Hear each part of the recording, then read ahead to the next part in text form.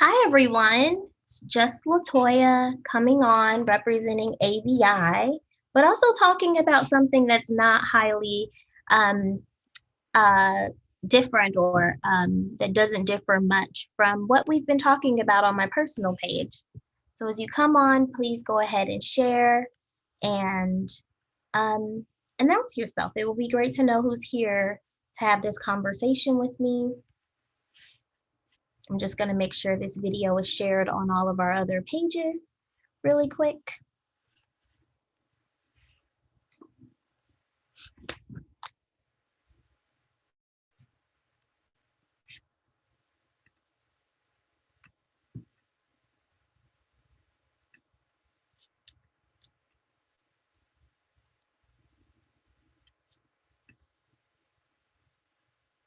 Okay, so got YouTube up. Go ahead and help me share this. We're just going to talk about virginity and whether it's a biblical ideal.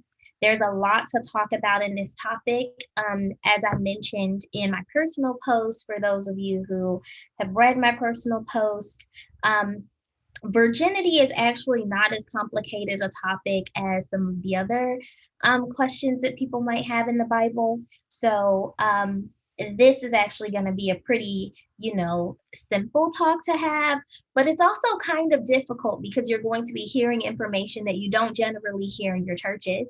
And in addition to all of that, I'm going to be saying some things that most of you probably don't actually know or think about. A lot of the things that we do today in Christendom, we suggest we do it because it's biblical. But in reality, a lot of the teachings that we have today come from the interpretations of early church fathers who are interpreting Hebrew Bible or Old Testament and the Greek New Testament. And it's not quite a match to the text. A lot of this stuff also has to do with, the social and cultural background behind these Old or New Testament texts that people often do not consider. So a lot of what we're teaching today, especially when it comes to the purity movement, these are actually not quite as biblical as many think. And I just want to talk to you about why that might be. And I want to discuss also where virginity or hints of virginity is provided in the text as well. So give me a moment. I'm going to keep sharing this on our Facebook pages. And as you come in, please go ahead and say hi and feel free. This is a discussion, so I want you to be able to come in and talk. If you'd like to physically or verbally talk through our virtual Zoom, just RSVP for free on the ABI website. But other than that, we're just gonna talk it out here on Facebook, YouTube, and Zoom, and really discuss whether virginity is a biblical thing. And I've already kind of hinted that it's not quite that way. It's not quite biblical by in the perception of a lot of Christians, Christian mentalities today. So it'll be kind of fun to talk about this. Let me just go ahead and share.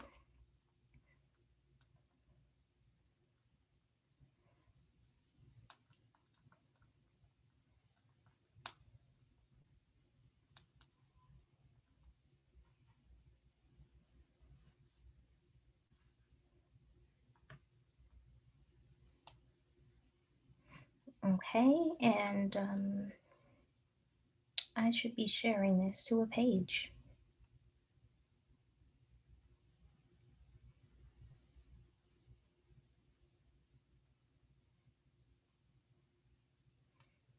Okay, nearly done, you guys. One more share.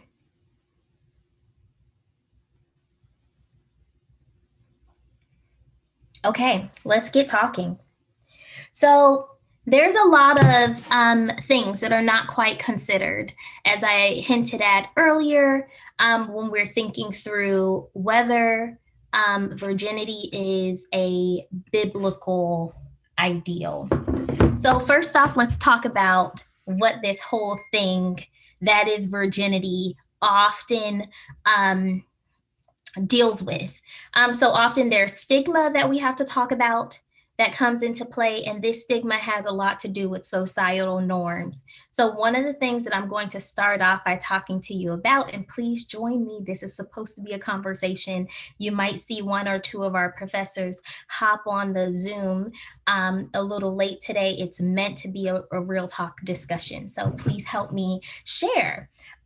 Nonetheless, we're going to start off by talking about law and language. Two very important things to study when you're looking at societal constructions, right? And I think if you really actually think about what's happening in the language and the laws of the Hebrew Bible or the Old Testament, you will see why I'm more inclined to arguing that biblical is not, or that virginity is not a Hebrew Bible thing. It's a temporary status in the Hebrew Bible. And let's talk about why. So I do have some notes here, but as mentioned, this is meant to be a conversation. So this isn't meant to be formal. This is why I don't have a PowerPoint for you. So please go ahead and chime in whenever you can. So in the language, often the first thing that comes to people's minds when they think of virginity and the Bible is Mary, right? Mary, mother of Jesus. And if you take that, let's start in the Old Testament. To the Old Testament, people think of Isaiah chapter 7, where we find a verse that discusses how a virgin, I'm going to say in air quotes, will produce a child, will give birth to a child. Now, that term in the Hebrew Bible is Alma, and that in Hebrew, it just pretty much means something like she's a young lady of marriageable age, or someone who's gone through the process of puberty in one way or another and is at the point in which she can be married off. Now, that's quite young for a lot of women, right? You can technically be married off in a lot of contexts when you have the ability to produce children, and that's often signified by the first menstrual cycle. So this could be varying ages for various communities everywhere, even today, but the same would be the case in the ancient Near East, which often is the geographical location or and it also represents in so many ways the time period that we're discussing when we're talking about ancient Israelite or Hebrew Bible views of virginity. So Isaiah 7, a prophetic word that a virgin will give birth, or Alma will give birth to a child. Now, the Hebrew Bible, as it is translated in the King James Version, translates this as virgin, but in reality, the term Alma can hint at a virgin, right? Someone who's ripe sexually, but it could also hint at someone who's newly married, which means that this could also just be a maiden, right? A young girl.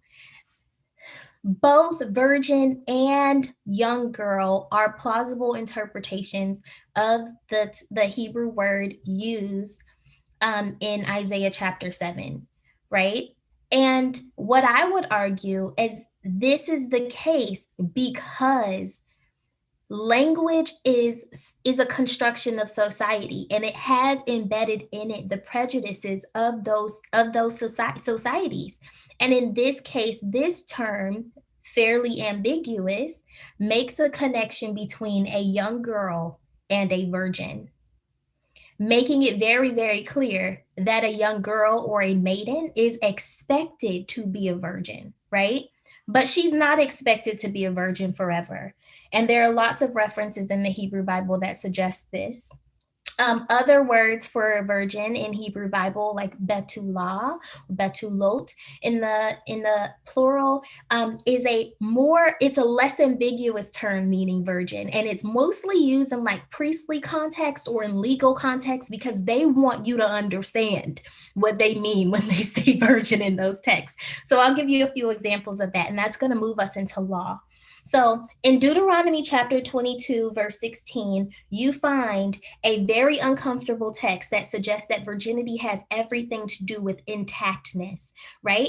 It's uncomfortable because this is the blood on the sheets text. This is a text that suggests that a young girl's virginity, the loss of her virginity, is signified through the breaking of something that results in blood as evidence.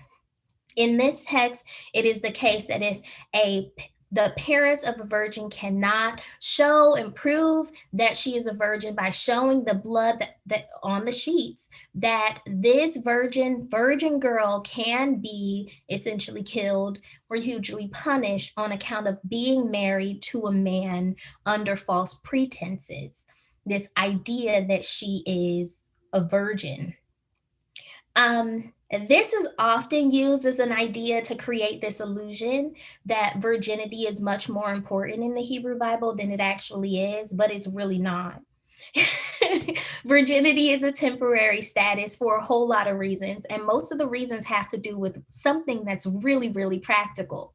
First off, virginity is only religious in that priest, and specifically the high priest, has to only marry a virgin. He cannot marry a woman who has been defiled. And in so many ways, the idea of being defiled has everything to do with kind of being deflowered, right? So he's required to marry a virgin for purity purposes. The priest is connected to the cult of Yahweh, is connected to everything that Yahweh stands for, and has to maintain his purity. So he has to marry people who have intact bodies, right? A virgin's body is perceived to be intact on account of the hymen versus a woman who is no longer a virgin, who is no longer technically intact. Now, she is not meant to remain intact. He is meant to damage her in one way or another in order to transition her from virginity to womanhood, right? Not only does she affirm some bit of her womanhood by losing her virginity in marriage, but also by producing children. So in the Hebrew Bible, it is not expected that you would have perpetual virgins. In fact, there's an instance where someone grieves their virginity. I'll get to that really quick in a few minutes, but I do want to mention some uncomfortable texts in the Hebrew Bible that people often don't discuss. First off, the woman's body belongs to her father and is transitioned from her father to her husband.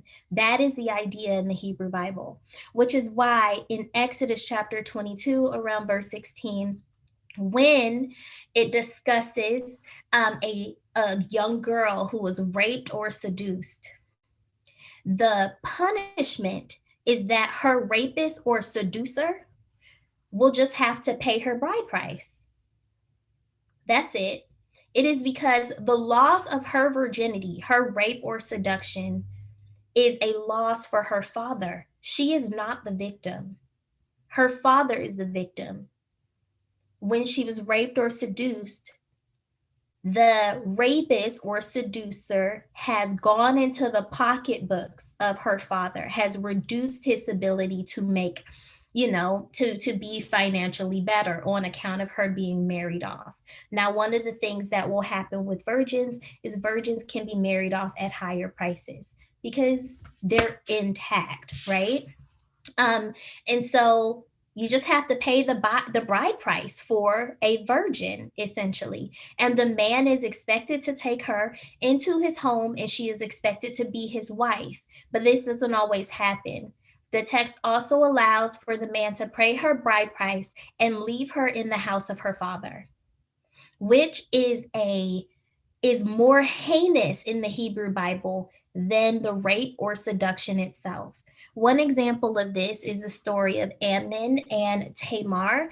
Amnon, the son of David, fancies his stepsister Tamar, And he pretends to be sick. It tells his father that he wants his sister Tamar to serve him, and essentially rapes her. One of the things that she says to him while he's trying to rape her is, "Please don't do this. You just need to go to father, and father will totally let us get married." Which is already in itself, red flag. But he rapes her anyways. And when he rapes her, he throws her out of his house, and she is forced to live in the house of her brother Absalom for the rest of her life. This for her is a shame. When he throws her out, she tells him, "Please don't do this," right? She pretty much begs, "Just get father to marry us." Right? That's the idea. Like, her rape or her victimization was less important than her ability to maintain or to transition into some bit of womanhood. And womanhood in this case would have been um it would have had much more to do in this case with being able to transition from one house to another, and to be able to continue that transition by being useful in that new house. And a lot of that usefulness has everything to do with your ability to produce children. If she is not taken into the house of her husband or her seducer, she reduces the chance of her being able to have a partner, and she reduces the chance of her being able to produce children, placing her in a perpetual, status of marginalization, one that is much more marginal than her femininity accounts for already. So there's already some huge issues here. But what a lot of people do not discuss is what is hinted socially in all of this, that women in the Hebrew Bible in so many ways are in some ways dealt with as if they're property. And because of this, virginity becomes a tougher discussion to really have when you're talking about the Hebrew Bible or Old Testament. I mean, you have to have the tough conversation of discussing laws that suggest that raped women are defiled and can be essentially worth being thrown away. Now, it is not to say that women who were not virgins or women who were raped did not find husbands. It is clear that they did, right? But these texts, like the story of Amnon and Tamar, suggest that there were certain aspects or of one social identity that can hugely, thwart this process, this societal your ability to provide or to satisfy, that's the word, societal expectations. So another text that's really important here is that priests cannot marry, and this is in Leviticus 21. Priests cannot marry women who have been defiled or raped or seduced. They also can't marry, they're not expected to marry someone who's been divorced or someone who's been a prostitute. Meaning, and in the Bible, the word for prostitute is often a zanah. It's connected to the verb zanah, zanot. So, or zona, excuse me, is the participle, meaning whoring one. And you can be a whoring one just by being an adulterous woman. So we don't even really know the extent to which these women were prostitutes. They could have just had another partner, and they could have been perceived as being in the act of adultery. And technically, by the text, they're called prostitutes. I mean, I think if you think about that in a larger worldview, you can actually think of these women who are accused of being zonah, or who are accused of doing the act of whoring, as being people who were potential victims of rape and seduction, actually. And what does it mean to seduce a woman anyways in the Hebrew Bible? That's equally vague. Nonetheless, the Hebrew Bible has a lot to say about sex, and the idea is virginity is an expectation for young women, but it is not a perpetual expectation. You are meant to lose your virginity. You are, if you were in this state of virginity in today and you were living by Hebrew Bible principles, you would essentially be someone who would be on the fringes of society, and it would be really hard to see someone living out their divine purpose, right? Um, as a older virgin. There are reasons why. This society is built off of the need to produce children. Progeny is super important. And this brings us to the practicality of maintaining virginity while young. By the way, the term virgin is for the most part feminized. It is not really used in conjunction with men in the Hebrew Bible. And so the idea is often that virgins are women. Um, and in addition to that, there aren't really any hard or fast rules about men maintaining their virginity in the Hebrew Bible. It's really about men not taking advantage of or being with women who belong to someone else, meaning someone else's wife. And oftentimes this has to do with someone's daughter too. But we've already seen how that doesn't really work, because according to Exodus, if you seduce somebody's daughter, you just pay her price to her father. So, there's kind of like, I'm not going to say it's a free for all, because there are societal, there's only so much we can get from this society by reading the text of the Hebrew Bible, but certainly has a lot more to say about policing the bodies of women than it does about policing the bodies of men. And it's for a very practical purpose. Women produce children. Because of that, you can only confirm the lineage of a child through the mother.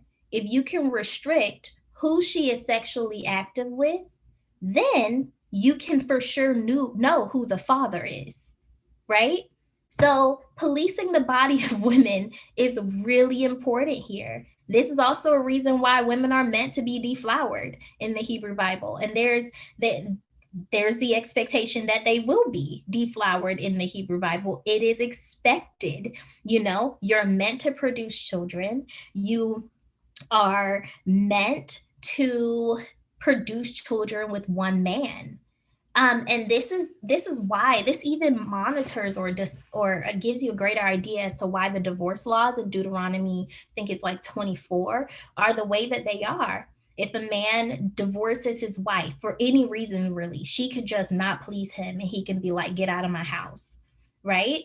If he divorces her and she remarries in the Hebrew Bible, which is permitted, just not to a priest or, mostly a priest, or anyone who holds themselves up to priestly status, some form of priestly status, she can be remarried. But if something happened to her husband, like her new husband, and they had already consummated, her old husband can never come back to her.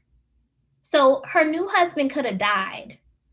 If they consummated, she can never go back to her old husband, because there'll be confusion there. And the idea is you don't know who the baby daddy is. Like, very, very practical concerns really go into the legislation or the laws that police women's bodies in the Hebrew Bible. I mean, they don't have ancient DNA tests, not that I know of, outside of these laws that in one way or another give them a little bit more concern or control over, over who a child could belong to. And so, yeah, if you ask me, is virginity a Hebrew Bible ideal? It is clearly not. So much so that Jephthah in Judges 11 makes a rash vow that he's going to sacrifice the very first thing that leaves his house, or that greets him at his house after he wins a battle. If the Lord allows him to win this battle, the first thing that comes out of his house is his daughter. And now he has to sacrifice his daughter unto the Lord. Now, the sacrifice isn't necessarily narrated or anything like that, so we don't know the extent to which this becomes a human sacrifice. Nonetheless, he has to sacrifice his daughter. And what his daughter does is she's grieved, but she seems to be less grieved about the death part and the sacrifice part and more grieved about her inability to become a woman. She essentially asks her father, she asks him to let her go into a mountain with her maidens, and they are going to mourn for 2 months her virginity. They are mourning her virginity, not because she lost it, but because she will never lose it. She's mourning the fact that she's about to be a perpetual virgin, whether by death, as the text almost hints to, or by what the rabbis later suggest is that she was sent to some kind of convent like place where she would perpetually remain in a chaste state. But I mean, there is no such place discussed in the Hebrew Bible. So we really don't know that these places even existed. And as I've mentioned before, there is nothing in the Hebrew Bible that suggests that virginity is meant to be a norm. It is a temporary condition that is lost quite young, right? When you are of a marriageable age. And it is expected that women are not walking around as virgins. So I mean, it's pretty clear. Judges chapter 11 is all about, in so many ways, I mean, it's about the danger of a rash vow, if you think about it. But you can't ignore the fact that this unnamed woman is actually mourning that she will never be de-virginized. So that's the wild case of the Hebrew Bible. And there's a lot of other stuff, you guys. But almost everything, all of the evidence, for the most part, suggests that virginity is only important for young women before they're married. The expectation is that you will get married. Marriage is an expectation, a societal expectation that no one evades, not even the priest. The priest even must marry. It's the idea, progeny is important. You're building out that seed that is meant to be like the sand of the sea or the stars of the sky. Progeny is important. You have those children, and there's only one way that you get them, and it is not by maintaining virginity. So let's talk about the New Testament. Things kind of change between the context of the Old Testament and the New Testament. While things are changing, you have early Judaism that comes to be towards the end of certain books in the Hebrew Bible, like Ezekiel, Ezra, Nehemiah. You can kind of see bits and pieces of what becomes early Judaism. Everything before or everything else is more like ancient Israelite religion, and then later you find early Jewish religion.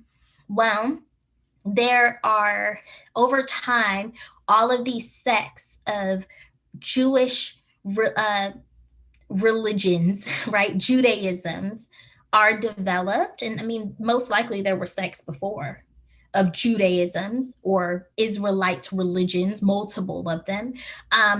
But a few of those sects are a little bit more ascetic than others. They're a lot more conservative, and there are Greek writers and also Jewish writers who discuss sects of communities of Jewish people, like the Essenes, some of the Essenes, or the Therapeutai, who actually live without marriage.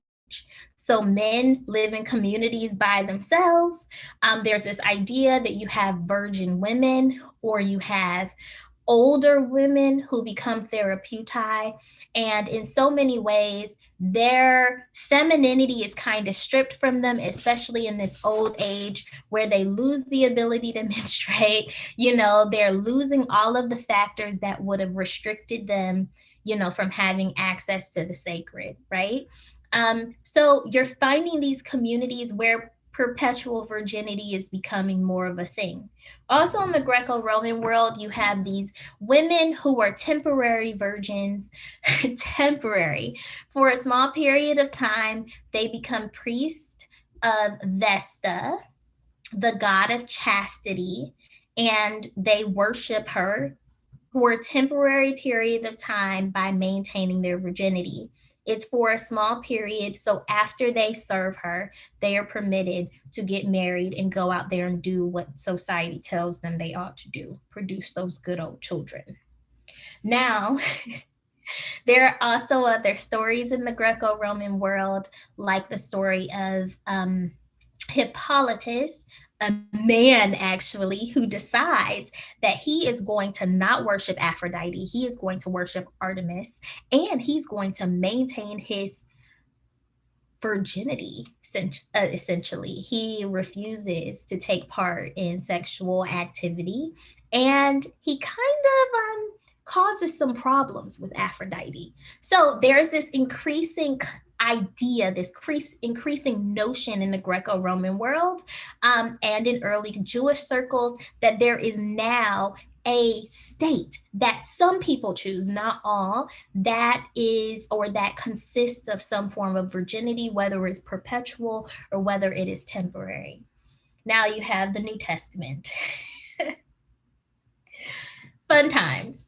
The New Testament is interesting in that it starts off in the Gospels with the virgin woman who gives birth to Jesus, the Messiah.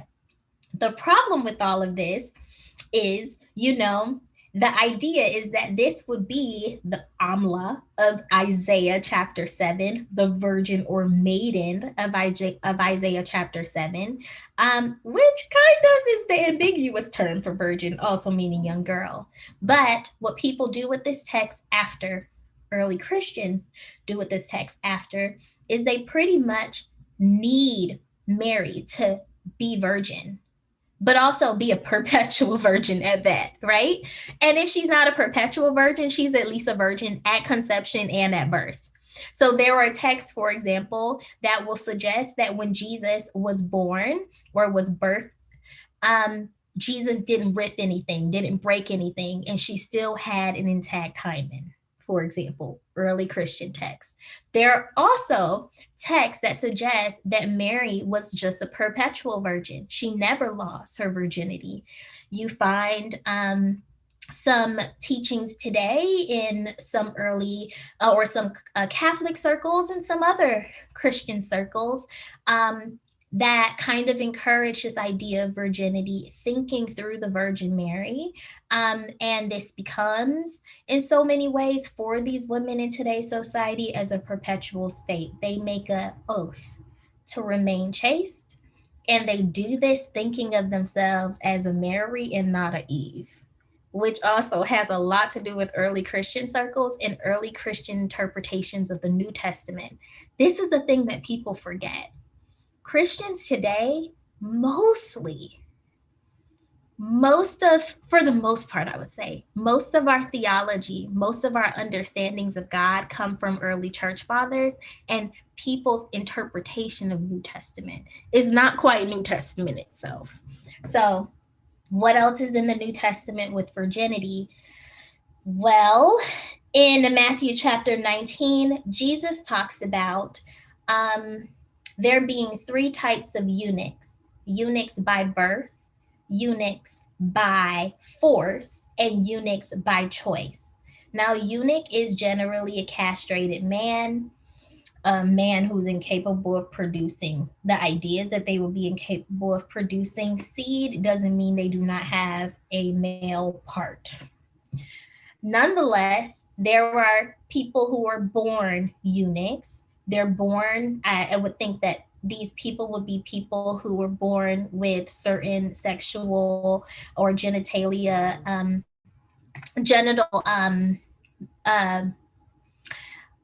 deformations. Could also be people who are born with less than testosterone levels or things of that nature. But then there are people made eunuchs, right? Like slaves who would have been stolen, or people stolen from other lands or made casualties of war, who would be castrated for the purposes of serving a royal king or serving as priest or something of that nature, often done against their will. And there were virgins by choice. Now, these virgins of choice or by choice, according to Jesus in Matthew chapter 19, are kind of people who choose to be not virgins, eunuchs, who choose to be eunuchs in order to seek and better benefit the kingdom of God. So these eunuchs by choice could very well fit within it people who will essentially decide to be virgins for the sake of God, or people who are just plain celibate for the sake of God, right? But it definitely includes some air for virginity, and this is often a text that is utilized in those purposes.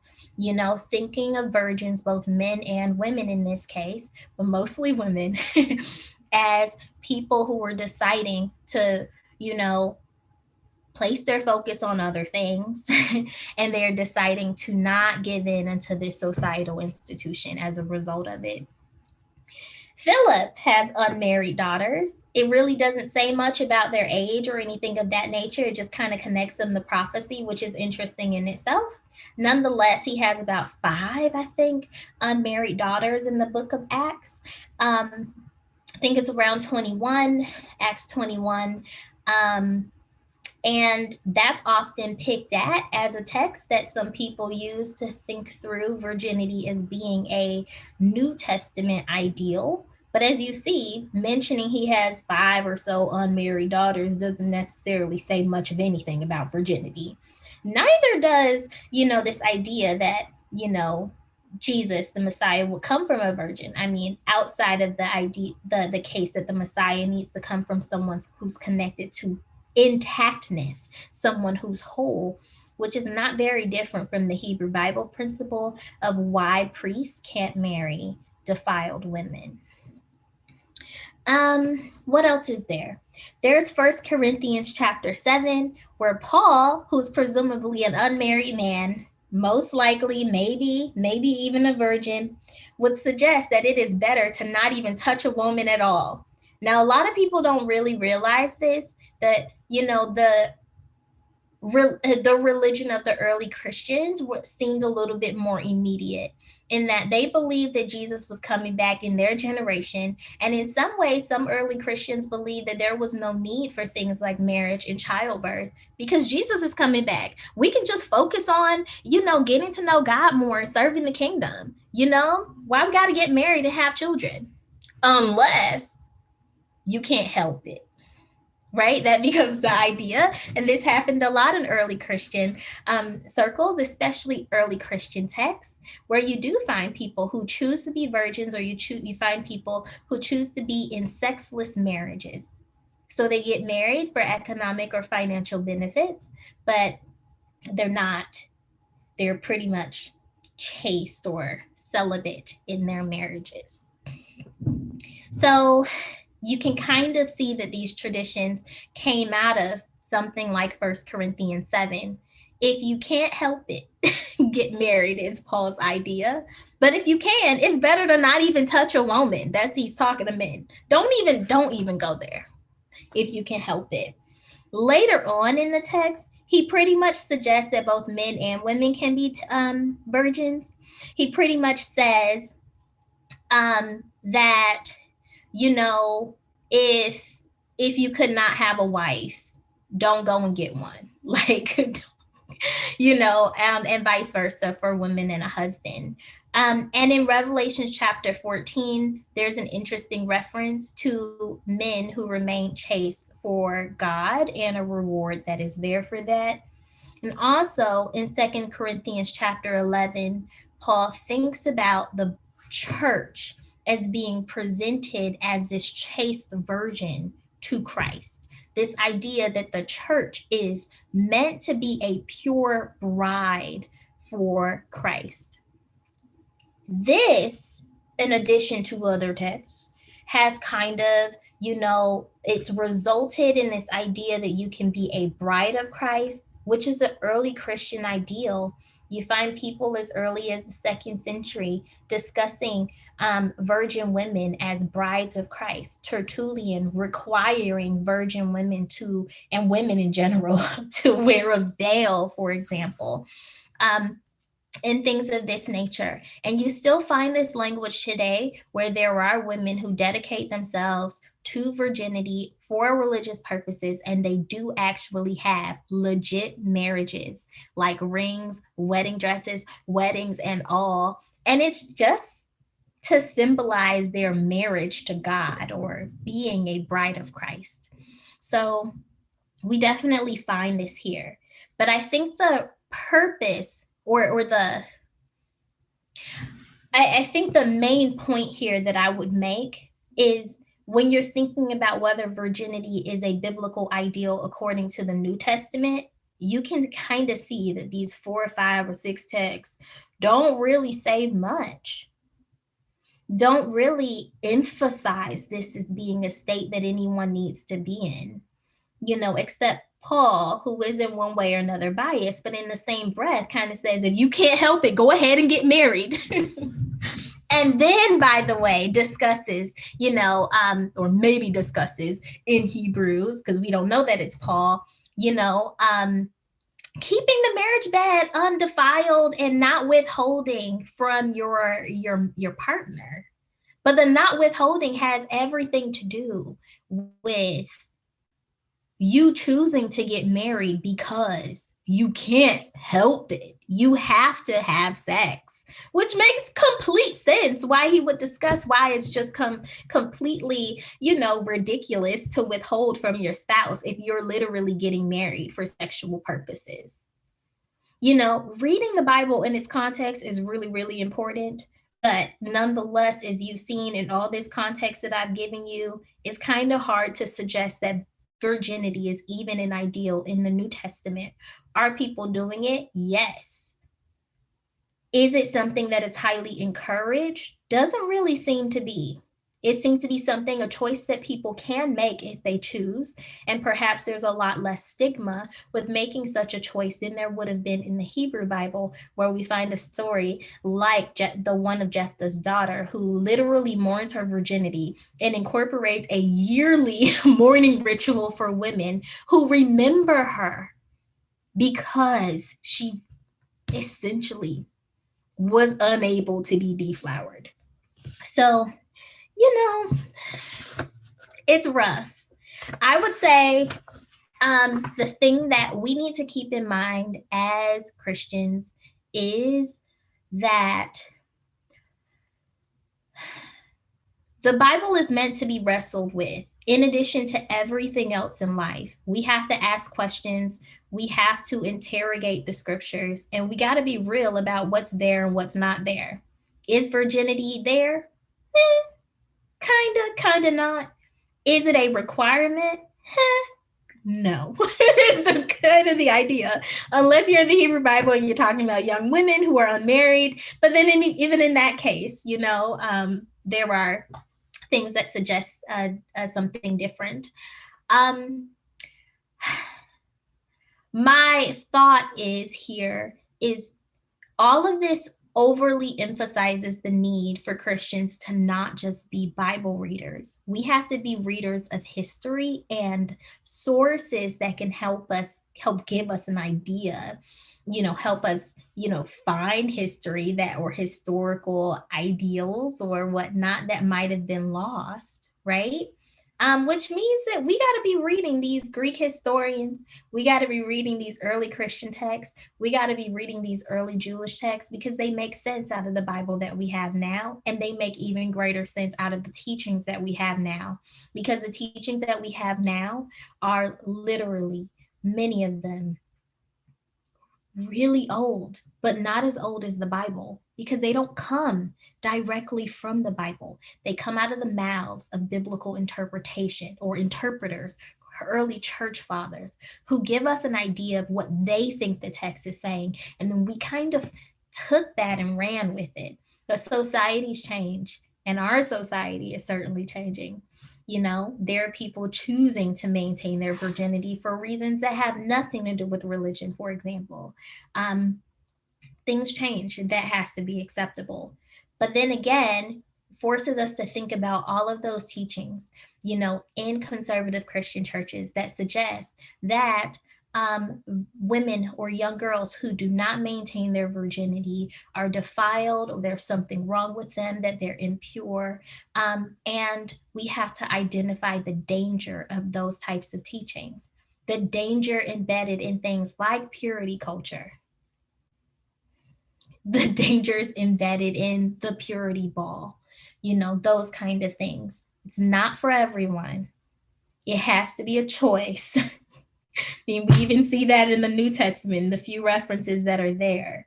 But also, we got to think about the extent to which we're considering these things, absolute biblical teachings. And I think just based upon all of the texts that I've given you today and the context that I've given you today, you can kind of see that they're not quite direct quotes or anything. They're not even direct teachings from the scriptures themselves. They've had some sprucing. It doesn't mean that they're bad. I think that there is, there is benefit to maintaining one's virginity and being chaste. But I think, once again, it needs to be a personal decision, in all of the stigma and all of the marginalization that occurs, all of the, shame that's attached to sex and sexuality has to be, in one way or another, stripped away from it, because we need to have very, very real conversations about the Bible and its view of sex and sexuality. Until we're able to do those things, we're going to be continuing to slut shame and to, perpetuate all of these injustices, all in the sake or in the name of God. And as I've illustrated today, there's not quite much credibility or validity in any of this that can actually give us any bit of authority to do that in the Bible. So yeah, I hope that makes sense. I know some of you are just kind of coming in. Feel free to watch the replay, and you can feel free to send me any questions that you might have on this topic as well. I know more than I care to know on this topic because I comped on virginity and things related to gender and sexuality. So I've read tons of texts, and I can also recommend and even send you some texts if you are interested in learning more about this topic. But as you see, every bit of this requires deeper study and deeper thought. And here at ABI, we definitely encourage you to get into spaces where you can find knowledge and where you can freely ask questions and dialogue, and you can be willing to press issues or press teachings and ideologies and theologies that need to be pressed, which is all of them actually. We need to ask questions of everything. And I think also we have to think about the extent to which these texts are idealistic, which means that they weren't actually lived out in the real world. They just become kind of Christian and or ancient Israelite ideals for people. So I see there is someone here. If you have any questions or comments, feel free to make them. In the meantime, I want to let you guys know what we are doing here at ABI, as I generally do. It is so important that I do this because we got a lot going on. And I think it's often the case that that people don't really know that we have as much going on as we do. And I think it would be a shame if I didn't share more about what we do here at Amana Bible Institute. So let me bring you to our website. So at Amana Bible Institute, we are a safe space for all these types of discussions. We want to discuss it all. We have classes on Bible and sex. We have classes on prophecy and misreadings of prophets, misreadings of Jesus, misreadings of Paul. We have texts, or we have classes that will teach you about the cultural and social context of the Hebrew Bible and of the New Testament. So we do have survey classes, but we also have classes on really practical things like how to write your book in 30 days, or on things like marketplace ministry, church administration. We have a class that started on prayer. So we have quite a bit for you. What's interesting about our program is that we offer new classes every single month. So there is not a month that will go by where you will not see us not offering classes, including every so often, every few months or so, we offer a free course that teaches you how to more deeply study your Bible using free online tools. We also offer language courses. So if you want to learn how to read the Bible in its original language, we can help you do that. So we offer just a ton of classes here, and these classes are offered individually or part of certificate programs, a part of Grow Plan, so that you can be a lifelong learner and take classes with us every single month.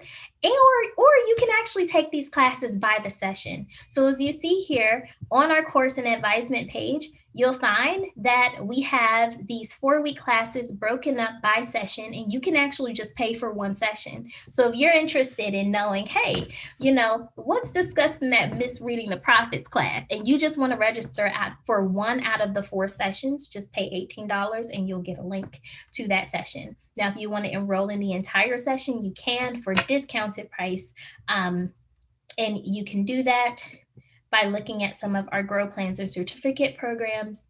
And a part of all of this is the option to just pay for a full course. So pay by class, by the week. And we also have gift certificates and programs for people in underdeveloped countries.